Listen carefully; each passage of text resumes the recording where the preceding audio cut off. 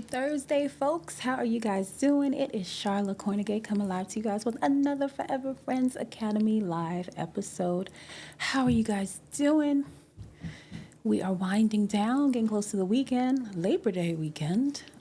So I guess for those of you who have children who are in school, they have like a nice little 4-day weekend to look forward to. And maybe some of you who are teachers or, you know, work other professions that take that holiday off. Hopefully you get to relax, enjoy your long weekend, and hopefully I can get some of you guys on with me tonight because you have a long weekend. So you'll have some time to sit down and have a nice little discussion with me. So let me introduce myself just in case there are any newcomers, which, I always would love to have. So welcome if you found my little space on the internet. My name is Sharla Kornegay. I am an author, a recording artist, creator of Interask Coaching and Forever Friends Academy. And this is my podcast or show titled the same, Forever Friends Academy, and we talk about all relationship topics. I am a firm believer in love, just because it's transformed my life in such a grand way. And so that's what we talk about here. I hopefully hope to present principles and foundational tools that people can learn relationship skills and build healthy, thriving relationships that actually do last a lifetime.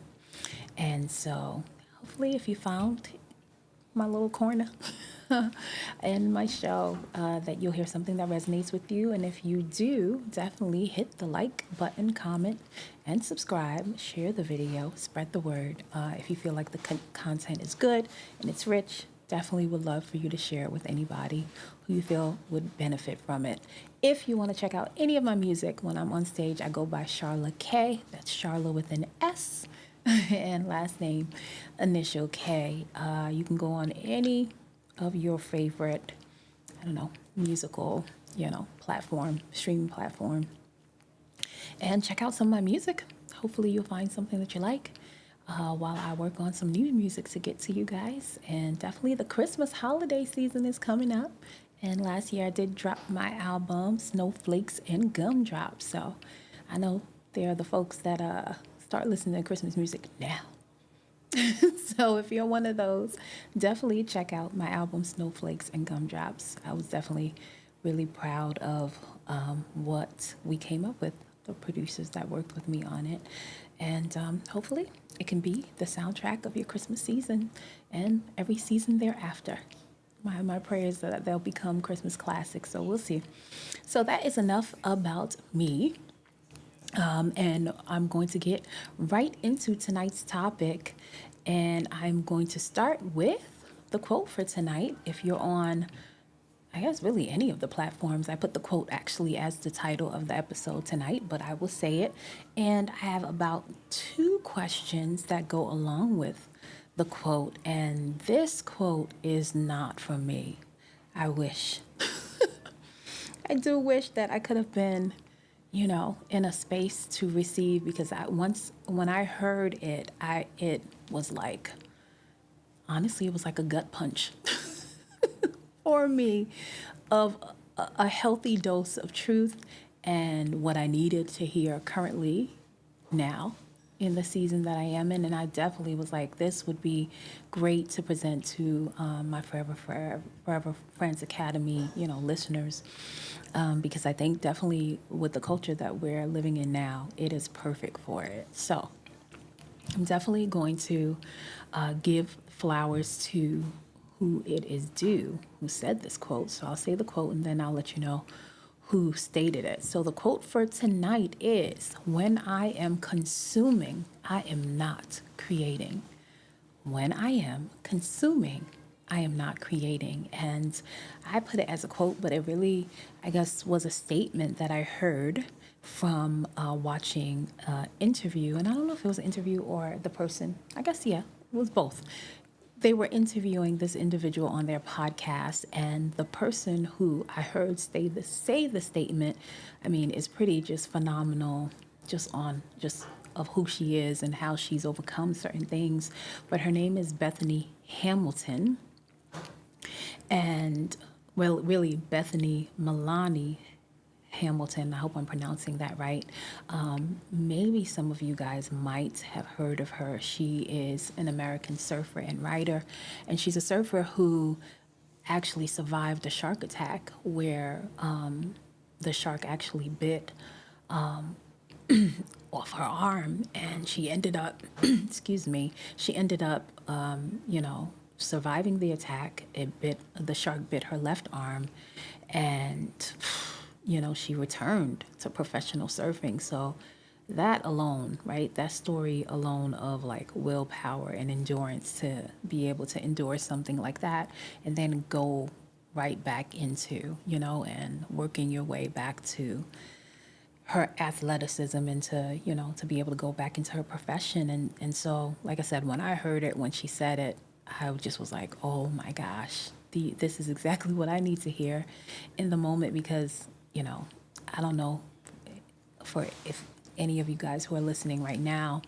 that she made the statement because the interviewer was asking her about the family household and certain things that she does to, I guess, create a good structure for herself as well as her children, and a good environment for her, for her and her husband.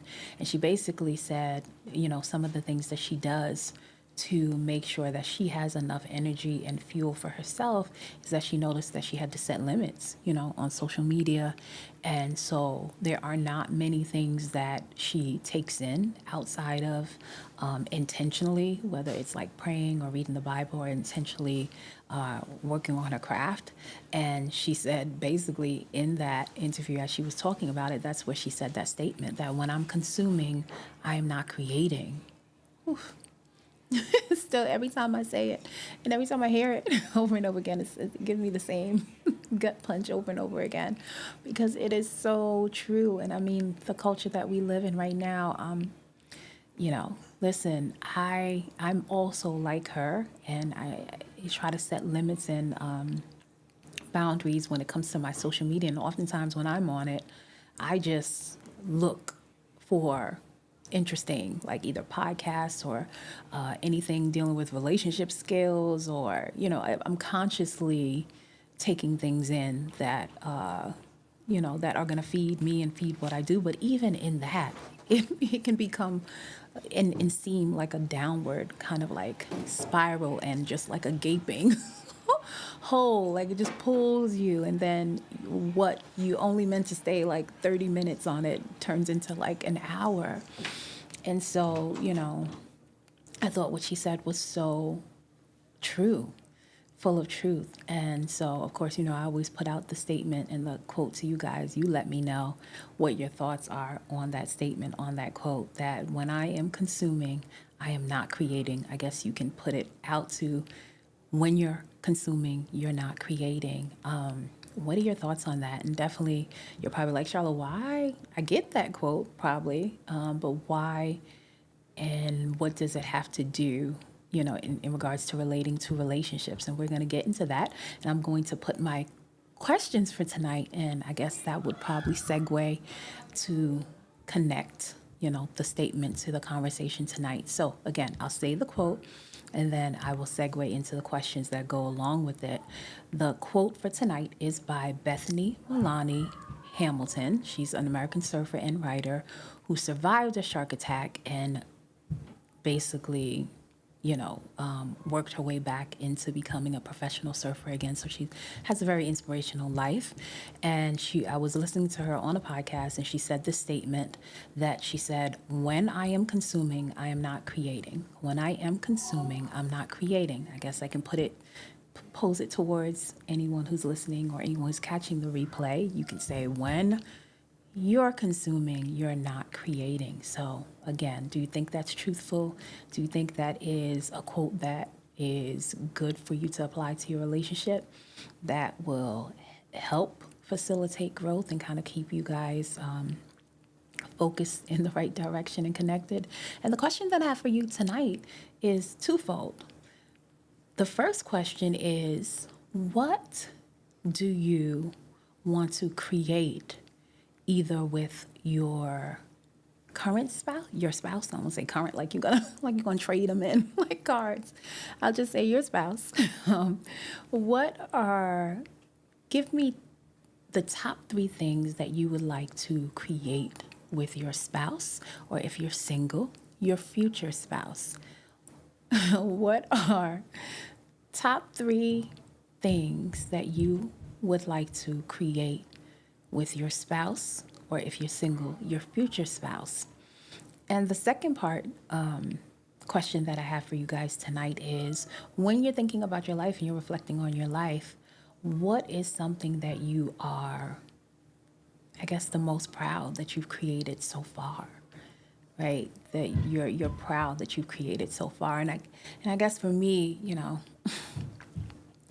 that quote hit me so you're like right in my soul, because if you've come on my podcast anytime, I always say that one of my passions, one of the things that I think fuel me in fulfilling my purpose here, is that I really want to create things that surpass me, right? That live beyond me, because in this life, whether you think you're living the most enriching life, the most life that's full of joy and happiness and et cetera, or even if you feel like you're on the other end and you're not maybe experiencing the most optimal experiences right now in the state that you're in, the truth of the matter is that no matter, right, what spectrum you fall on, is that it's all going to be transient, right? At some point, it's all going to, at least the physical portion of what you experience here is going to have its end here. I will put it that way, right? We don't know what continues on, in its totality, I will say. We don't know in its totality what comes after. So with that being, a fact here and a very much a truthful reality, I always in my mind, like almost every single day, that's my thought. It's like, Charlotte, I want to leave things here that my children's children, and those who find me, and feel like what I have to offer is exactly what they need to hear, or the song that I sing touch them in a certain way. I want to leave as many things as I can behind that will, I think the beauty of it, harness, my I guess my beliefs, my spirit, the things, all of that will be harnessed in and encapsulated in that creative product that I leave. And so even when I'm gone, they can still feel the essence of it. And so I think in hearing that quote, when she said, it was like, oh my gosh, yes, when I am consuming, I'm not creating, right? Like when I am consuming, I'm not creating. And having that in your mind, and I think definitely within relationships, it's important. Just definitely, right? Just talking about social media and the pull of social media, and oh, there's so many, right? Whether statistics or research that's coming out as far as what toll it takes on us, definitely a lot when it comes to the toll it's taking on children and teens and things like that, but even adults, right? There's that fact of how it can become such a distraction that you do, right? You forget to connect with people in real time. Your spouse, your children, the people, the people in your house, you forget because you're so consumed with what's going on, in social media. So there's that. But I also thought of it in I guess, the idea of also, right, when you're in a relationship and if it's a marriage or a long-term relationship, right, what you're consuming, because sometimes we can agitate each other, we can get into arguments, and we can like lock ourselves in that moment, and that is the thing, right? That whatever we're putting our attention, our focus on, right? That's what grows. And so when we're consuming that, then oh my goodness, how much space, how much time passes that we could actually be coming together and creating something in the here and now, and also for the future. So I think the quote is definitely a very truthful and fundamental just gem that's laced with a lot of wisdom to ponder on, to definitely have some conversations over. Definitely for me, since I've heard it, I haven't stopped thinking about it, hence why I'm presenting it to you guys. Hello, Neuro Fitness Bullies. I think this is your first time in the podcast, so welcome if it is. I appreciate you. Hopefully you hear something that you like. I basically just threw out a quote and two questions. So feel free. I'll state it again since you just came in. And if you want to, join the conversation, please do so. So the quote for tonight, again, is from Bethany Meilani Hamilton. She is an American surfer and writer. And I heard the statement when she was being interviewed on a podcast. And the statement goes like this. It says, "When I am consuming, I am not creating. When I am consuming, I am not creating." And the questions that go along with that tonight that I want to hear some feedback, hopefully from you guys, is what are the top 3 things that you want to create with your spouse, if you're single, with your future spouse? When you think of, creating things, what would be at the top of those, I guess at the top of that list?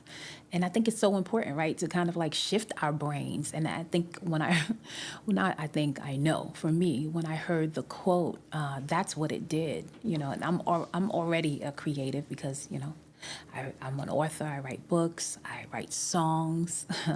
I do coaching. So I'm always coming up with, worksheets, workshops. I'm in constant creativity for the most part. So even for me, it helped to kind of switch the gears into thinking about creating more, or making sure that I'm maximizing my time to create in the best way so that I'm not consuming too much that's getting in the way of my creativity.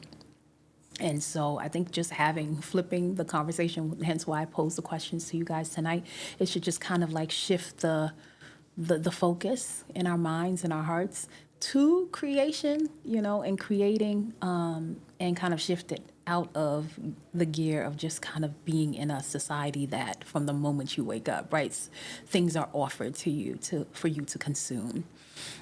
So that's one of the reasons why I'm posing questions to you guys tonight. And I think definitely someone who's in the single space and who's, navigating, vetting potential partners, that's a good question to ask yourself, right? What are the top 3 things that I would like to create with my future spouse? And when you kind of have an idea of that, then when someone enters your space, and depending on how, they engage with you and what their focus is and how you can see that vision kind of align or not align with that person will help you, right? Be able to kind of differentiate whether it's a person that you need in your life that adds value that you can see going in that direction with you, or it's someone that's, just for a season that wasn't someone who's a lifelong partner. So that's the first question. The second one is just, not even in the space of relationships in life, but just when you think about your life right now, what is the thing that you are the most proud of creating, Yeah. So those are the questions for tonight, and that is the statement that is initiating our discussion for tonight. So let me know. I'm waiting to see if I get some answers from you guys. I know it takes some time to type, so I appreciate it. I appreciate anyone who is, one, taking time to come here and listen to the, episode tonight. And if you do decide to take a moment to type and answer some of the questions, I so appreciate it. I really do, because I know it takes time. So while I'm waiting to see if I get some answers, I'm just going to review a little bit of what we talked about on our last episode, which I thought was really, really good. We talked about how to develop mutual respect in relationships. And we talked about a quote that I comes from my book that I wrote, Seven Stages of Love and Relationships, that states that respect is earned, but honor is freely given. And we talked about the difference between respect and honor. And we talked about what's the best way to kind of earn respect, because you hear that, oftentimes respect is everything and you have to earn it. And, oftentimes you don't necessarily have a thorough conversation about, okay, how is that earned, right, in a relationship. And so we talked about, of course, aligning your words with corresponding action, right? Consistency, follow through definitely will earn a person's respect. And we also went really in depth. I don't know if I want to say really in depth, but we did dig a little deeper. And I introduced some phrases that I found in an article. The article was titled 10 Confident Phrases That You Can Say That Will Immediately kind of, command someone's respect for, from you and for you. And so we did talk about that, and there were plenty of them. A lot of them, I guess some of the ones that stuck out to me was, I don't know everything. I think the ones that stood out to me the most were the ones that I think people sometimes don't necessarily think that if you state that, it's going to garner respect for you, because oftentimes, unfortunately, we live in a culture that sometimes is so, I guess, ridden with the idea of perfection, and so for you to step into something, for you to do something, or for you to share your thoughts with the world, or share your experiences, or things that you feel like you have learned and that you're confident in, oftentimes a lot of people won't, because they feel like they have to know it all, or it has to be presented in a certain way, and things like that. And so that one stood out to me because I think we all, at the back of our mind, it should be at the forefront. But if it's not at the forefront, I think way deep down inside, we all know that perfection is an impossible thing here, right? No one is going to be without flaw, whether it's within themselves or just within the process that they're going through. It's not going to be this perfectly manicured process, or I guess in our idea of what perfection is, which for many means without flaw or fault. So knowing that that's impossible, if you focus on, perfection not being a requirement, but connection being, right? That you want to stay connected, you want to be authentic, you want to be true to who you are. And those things, as you grow, one of the things I love that I've seen certain channels of people that I've, I don't know whether I fully follow them, but I've seen some of them I do follow, and some of them I've just seen where they'll go in the past and they'll show you like their beginning stages of whether they have a YouTube channel or videos that they did. And I love it because it shows you their process of growth, right? So maybe their cameras weren't in 4K, or maybe the conversations that they had, they don't feel were as polished as they are now because they were able to grow.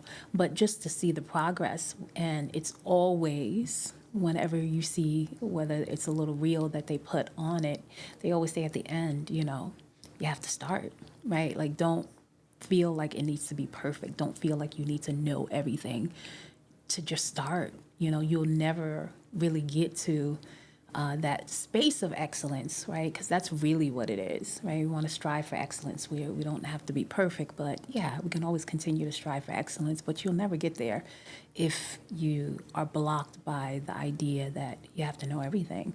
So I think, yeah, definitely someone who says, I don't know everything, will garner the respect of someone because they're not trying to put on any kind of airs for anyone. And I think for me, just experientially, because I always tell people the only reason why I started doing this is not because I went through a program. I did not get my college degree in becoming a relationship coach. I would have never thought, by the way, that I would ever be the person talking about relationship skills and presenting that to anyone.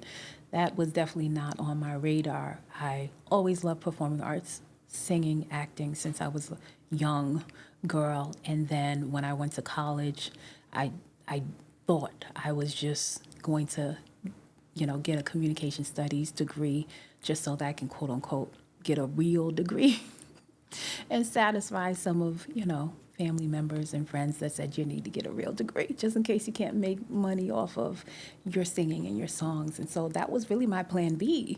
I didn't think, at the time that it was actually going to be very intertwined with what I would be doing in the future, which is what I'm doing right now, which is talking, coaching and learning the art of communication that would help so many of my clients and definitely help me as I'm, doing this and speaking publicly often.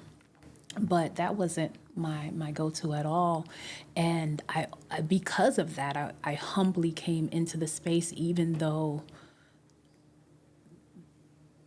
my, I guess, the evidence of why, right, I'm able to, I guess, have the confidence to come out here and talk about relationships wasn't because of just a degree or a certificate. It was literally, I know, the miraculous anointing or touch in hand that God put on my marriage with my husband that started from when we were friends in high school.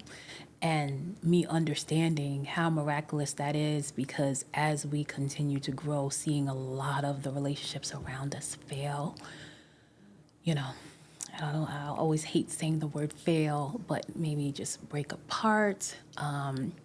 Seeing the, and you know what, I'm going to say the word fail because it's okay. I just remembered a picture that I saw earlier on this week, and it had a distinction between people who are more like have a poverty poor mentality versus someone who has a rich mentality. And both of the pictures had like fail, the words fail, and looked like almost like stair steps or stacks of books.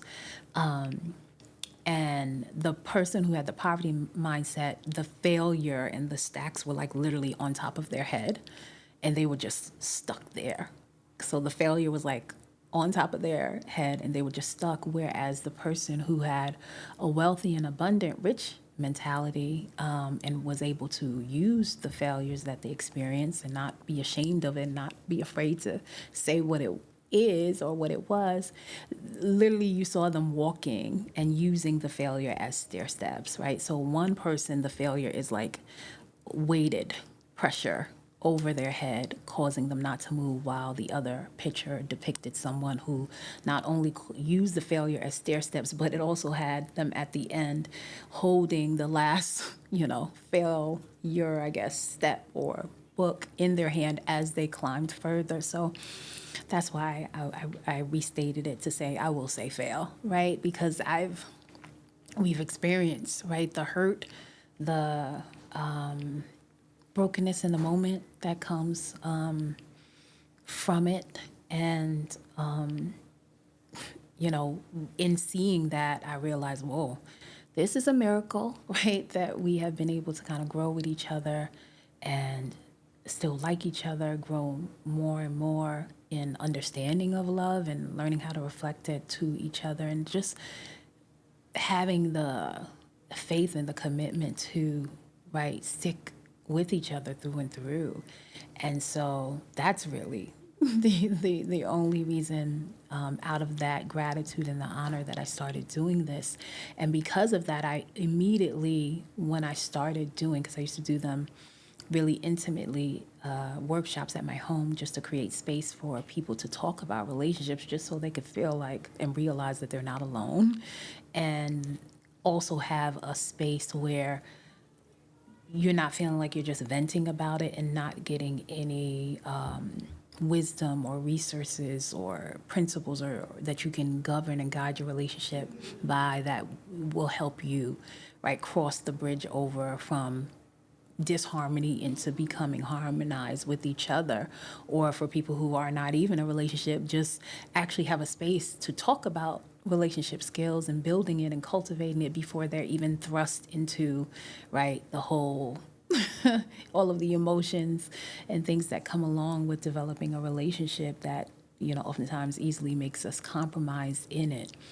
So that was the only reason, right? I started it, and I always told them, and I still say it to this day, I don't call myself an expert in relationships. God is the expert. I know that I don't know everything, and I sit in that. And I'm thankful because when you can kind of stay there, then you can leave open room for, right, truth to come in, God's wisdom to come in, to reappropriate things that you thought you knew. And you stood on that this was right. And then, as the biblical text says that, man's wisdom is like foolishness to God, right? So godly wisdom is infinite, and many of the things that we can take on due to environmental learning and conditioning are sometimes very much on the opposite end of God's truth and his principles. So I've always said that to them, that I'm not the expert, God's the expert. I'm just wanting to be in a position to hear and then transmit whatever messages of truth that I can to people in as many ways as possible. So that one really stood out to me, that saying I don't know everything will automatically be, one, is a confident phrase, and two, it is a phrase that will automatically garner respect from other people. You know, to you. And I also thought about people who are like, of course, CEOs in companies, or just in any kind of leadership position. The leader is the leader because they know how to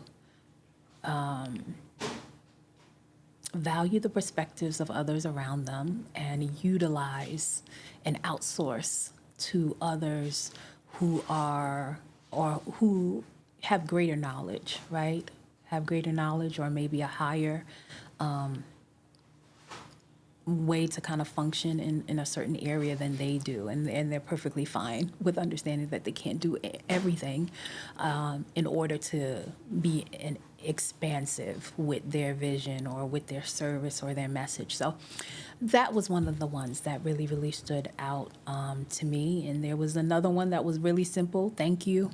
The phrase thank you, saying thank you, that stood out to me because, again, it's not a phrase that many people would think would garner respect from someone towards you. But when we were going over and talking about it, I can totally understand, because there's so many times, especially in relationships, long-term marital relationships, where unfortunately the honor decreases, and so do the thank yous, right? We sometimes will assume, or just get into a rhythm, sometimes without even knowing it, and thinking that that person, because they have chose you to be in their life, and they're, to be your spouse and things like that, that they're just supposed to do the things that they're supposed to do. So then the thank yous start to lessen because you just think they're supposed to do that, and you forget that, no, this person's choosing daily to show up in this way, and they don't have to, because clearly we know there are many people who have chosen to walk away for a variety of reasons. So that one definitely stuck out to me too.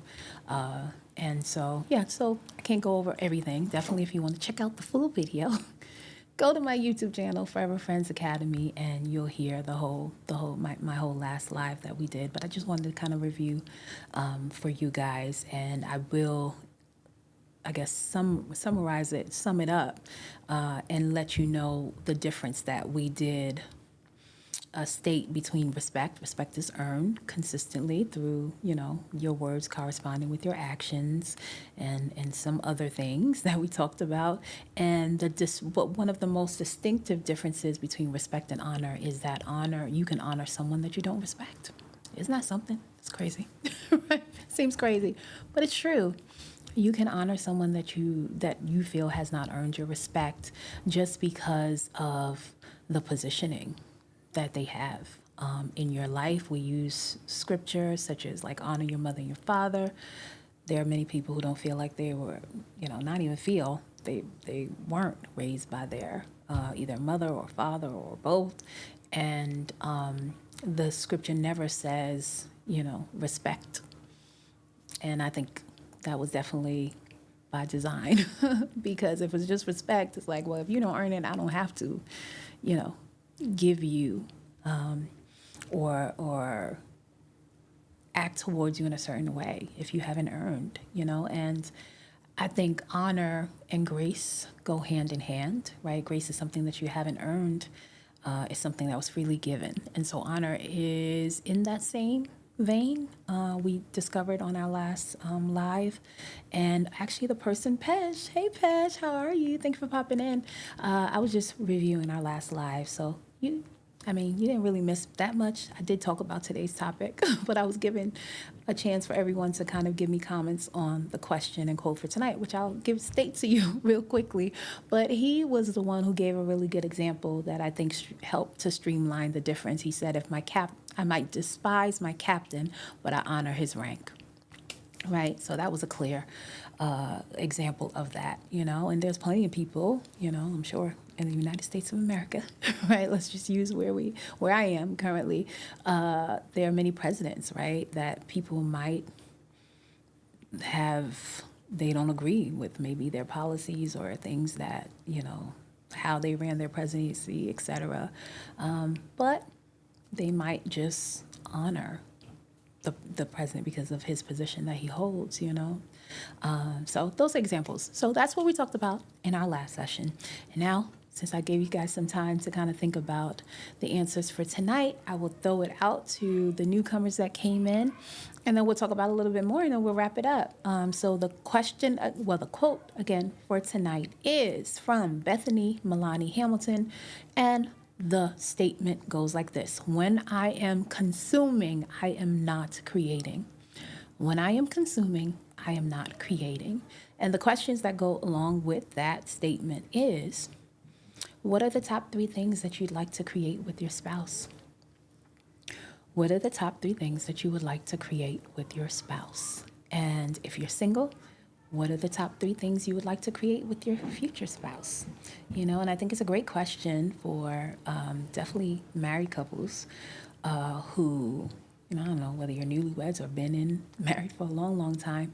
I think it's a great question to kind of talk to each other about because, I'm sure you've created certain things already. And so it gives space and opportunity to, again, shift your mind from a culture and a society that definitely, at every hand and every turn, definitely tempts us to consume new knowledge, whether it be via the internet, social media, news, etc. It'll shift the pull of consumption to now, okay, what are we going to create together? And the second question was, what have you created thus far that you are, I guess the most proud of? What have you created so far that you feel like, you're the most grateful for, most proud of, however you want, most excited about? I don't know, however you want to think about it. So those are the questions for tonight. So let me know what your thoughts are.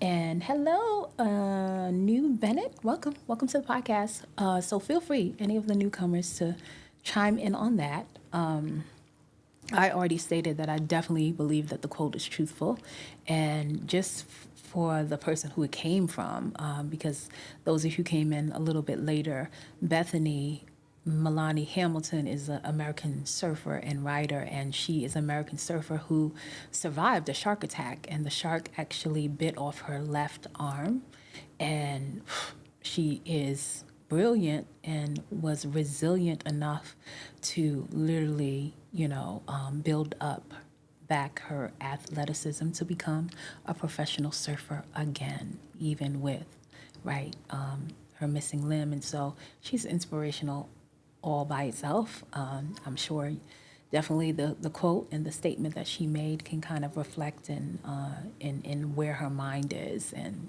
kind of clearly the mind state that help her, to be able to overcome such a, traumatic and shifting event, that shifts your life in a great way. So I definitely think it's truthful. I'm definitely working on applying it every single day. I'll share with you guys, and I think I've shared it before a little bit on the on some of the earlier episodes. I used to come on here a lot, at least a lot to me. I think it was like 3 or 4 nights, especially when during COVID on. I used to come on a lot because, you know, a lot of us were quarantined. So the internet was, right, the space for a lot of us to connect. And I was happy about it. I love it, as I love coming on here, having the conversations with you guys. And I remember I was telling, you know, a lot of my participants or listeners that would listen often to me that I was going to take a needed, necessary break. And the reason why I wanted to take the break was because I was writing so much new material of songs, but I could not get in the recording booth to record them. And I felt like I couldn't find the balance between coming on live, and I would stay on very late, like 2, 3 o'clock in the morning, and then also juggling my private clientele, right? When I'm offline and it's not something, you know, that's open, free to the public, trying to balance those two things out because in I guess in my mind and my being, shifting the gears of helping people deal with some very sensitive areas of life, help them get through challenging issues, and even if it's helping them transition to get to like greater, which is usually the case, right? Greater elevations in their life, it takes a lot. It takes a lot of energy out of me, particularly, and for me, I think the gears, the creativity gears, you know, or my mindset shift that I have when it comes to like singing and recording music, to me, it was like two different gears. So I was like, okay, I need to take a break so I can get, you know, the music that I desired to put out in the world out. And I did. And I did it. So I was happy where I was able to kind of like, you know, roll out more music. But I took a break from the coaching to do that. And so now when I came back to come on here and do the lives as well as open up my roster to take clients and then also create the group coaching, which was something new when I came back to do it. My challenge already knew that it was like, okay, you're not going to be able to take a break like you did before. You're going to have to learn how to do both at the same time, right? Like do your coaching, go on live, as well as, right, record your music and creativity. And so that's where I am right now, where I am reframing or reappropriating, resetting, I guess, my mind so that it doesn't feel like it takes two different gears to do them. And being able to meet the challenge to just pull from the same type of creative inspiration, that whether it's allowing me to help people kind of connect the dots and see certain things that maybe weren't so clear to them, that helps them to get more understanding and be able to you just navigate their relationship situations better, is the same, you know, creative kind of inspiration that I can use to go and do my music. And I'm realizing that's why I love this quote and it coming at the time that it did, because I'm realizing for me to do that, I'm going to have to filter even more in detail and more meticulously what I am consuming and how I'm consuming it, even right in the vein of me consuming things that are mostly due to feed back into the professions, you know, that I am in. I still need to filter that. And I notice for me, especially, I guess, because of this, and I guess I'll put it this way, the way that mainstream media, the culture, the weight that has been put on this election, I definitely have been taking in a little bit more politics than I normatively would, just to kind of see how things are, swinging. And so I was like, okay, that's definitely one area that I can go in my closet and clean up some of my consumption, because then, I can use some of the energy. It could save some of the energy that I need to record the music. So that's one of the ways that I'm applying this quote in my life. So I just wanted to share with you guys how to kind of apply it in that way, because it's true. It's just like whatever you're consuming is something that you're focusing on, and whatever you give your attention is going to grow. So, and I'm a firm believer that definitely we are co-creators with God. He purposed us, brought us here for a purpose, and one of the main commandments, right, is to be fruitful and multiply. And I don't think it's just with children. It is also with the gifts and the talents and the nature and the character that he's giving you to serve and multiply those things as well. So that's one of the ways that I'm doing it. But I will definitely answer the question. Of course, if any of you guys come in and type any of your answers, I'll take a moment to, stop and definitely read it. And so, top three things. Well, the first thing I'll answer is what I'm the most proud of creating. And immediately, what came to my mind is just my children. Like, I guess my marriage, my union, and the offspring that has come from it.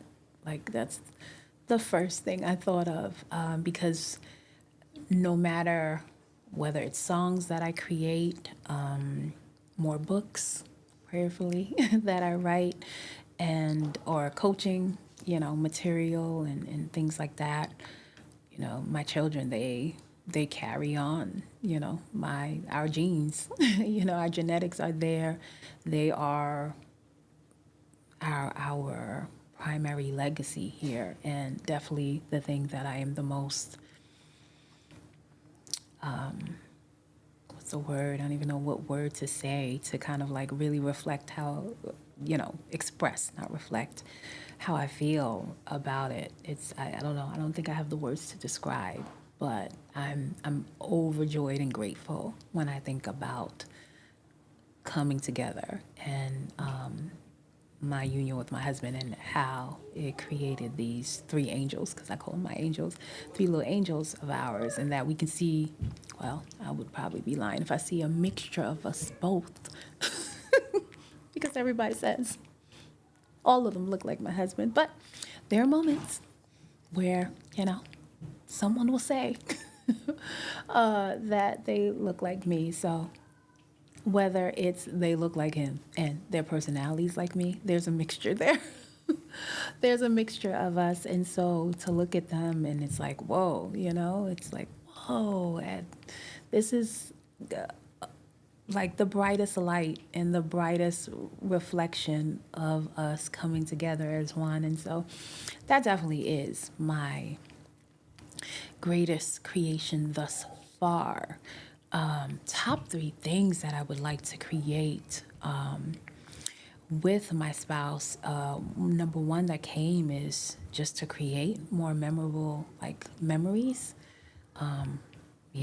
Just to create more memorable memories with him. And then two, definitely create generational wealth in totality. That means not just in the finances, but definitely finances.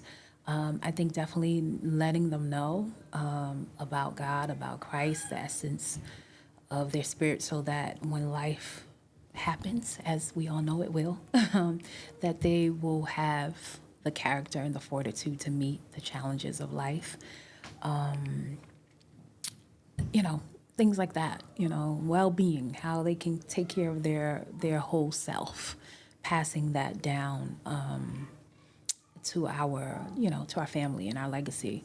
And the third would be, I think more things and I guess I want to say more things overall, but really, honestly, what's first coming to me is the music that we create together is more music to put out into the world that, well, prayerfully go all across the world to those who it's meant for. So that's a way that it can outlive us, outlast us. So yeah, those are the three things that I thought about that I'd like to create more of, with my spouse. So feel free, whether you are listening to the replay, to answer the question. I would love to hear your thoughts. And definitely if you're single, I would love to hear your thoughts on that. What are the top three things that you would like to create with your future spouse? And so that's pretty much the bare meat and bones that I wanted to present to you guys tonight. Like I said, when I heard the statement, hit me like a good old healthy gut punch of a healthy dose of truth. And I hope that, what we talked about tonight, that it kind of provides you, maybe not a gut punch, but that it, is the truth hits you, and that it will cause you to kind of focus more on what you can create rather than what you can consume. And so when you feel like you're in a space where it's either you're consuming too much social media or it's not, and it's offline, and maybe there are just some difficulties or bumps in the road or valleys, however you want to articulate it, that you're experiencing in your relationship, whether it's a romantic, long-time marital sense, or whether it's in your workspace or friendships, etc., that we also can kind of shift our mind into creating rather than consuming what's going on around us, right? So we can use that to be able to transition out of seasons where we are experiencing storms, or I don't want to say just transition out of them, or maybe just use those storms to elevate us, and maximize it optimally by just resetting our mind from consuming what's going on around with us and switching to what we want to create, right? And then navigating the situation through the situation in that way. All right, so that's what I wanted to offer to you guys, folks. So I appreciate you as always, everyone who popped in. Definitely some newcomers and new faces that I saw today. So I so appreciate you. If you liked anything that you heard tonight, which I hope you did, definitely like, subscribe, and comment on my Forever Friends Academy YouTube channel. Definitely would love for you to do that so that this content, if you felt like it was enriching, it can be spread further to many other people who might also find it to be, intriguing. and they can use it to apply to, enrich their relationship even further. So I come on most of the times, unless something comes up to kind of deter the schedule. But I try to stay consistent. I usually come on 8 p.m. Eastern Standard Time on Thursday evenings and Sunday evenings Eastern Standard Time. So come on back. Come on back to hear even more, right? Great conversations here. So I appreciate you guys. If you want to dive in a little bit deeper, you want to focus more on your individual, maybe situation that you're in, or you just want to learn more about relationships so that you'll be prepared, whatever your situation is, and you want to do more individual coaching or group coaching that is off, line, meaning like in the public space of like YouTube and all the other platforms, but we do private group coaching sessions. Click the link on YouTube. That's in the description, on Facebook, Twitch, etc. On Instagram, you can click the link in the bio to visit the website, check out the little snippets that I have, and see if it's a good fit. And you can also inquire about the coaching there as well. All right, but as always, I appreciate your time, your energy, You could be anywhere else, I would say it, but you found some time to stop in with me, and I appreciate you. So, as I always like to say, always remember to live to love freely. Until next time. All right. Good night, folks. Have a lovely weekend until I see you on Sunday. All right. Bye.